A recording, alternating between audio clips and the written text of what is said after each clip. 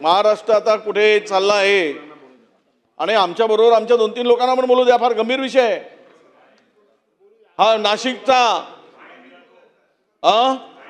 हो, पाणीच दिलेल्याचा विषय आहे। कोणतं पाणी तेही सांगतो ना, ओशोक पाणी दिलेला ते पण सांगतो। अध्यक्ष महोदय, आता त्याची सगळे जे भेटलेत ना, जे भेटले त्याची HIV टेस्ट पण करून घ्यावी लागेल आपल्याला, ते पण सांगतो ना।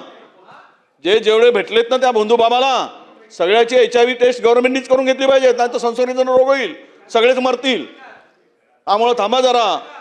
अध्यक्ष महोदय, या अशोक खरात या बंधू बाबांनी जे महाराष्ट्रामध्ये हा बंधू बाबा हा ज्योतिष्य सांगतो, काय सांगतो, देवाचा अवतार सांगतो आणि अनेक जवळपास 100च्या वर याचे कारनामे पुढे आले, त्याचे व्हिडिओ क्लिप पुढे आलेले आहेत। देवाच्या धर्माच्या नावाने फसवणारे जे काही बंधू तयार होत आहेत, महाराष्ट्रामध्ये प्रगत महाराष्ट्र म्हणतो आम्ही, पुरोगामी महाराष्ट्र, सगळ्या दृष्टीने पुढे जाणारा महाराष्ट्र, आणि यामध्ये असे जे काही अडकले जात आहेत अध्यक्ष महोदय, यामध्ये राजकीय क्षेत्रातील लोक, काही IAS अधिकारी आहेत, IPS अधिकारी आहेत, आणि त्याच्याबरोबरच या सगळ्यामध्ये काही महसूल विभागाचे अधिकारी आहेत, आणि या सर्व अधिकाऱ्यांनी मिळून अध्यक्ष महोदय जे काही त्यांच्या बरोबर खरं तर या सर्व जे भेटलेत, जे व्हिडिओ क्लिप आलेत, व्हिडिओ क्लिपमध्ये आलेत, व्हिडिओमध्ये आलेत, त्या सर्वांचे CDR मोबाईलचे चेक केले पाहिजे।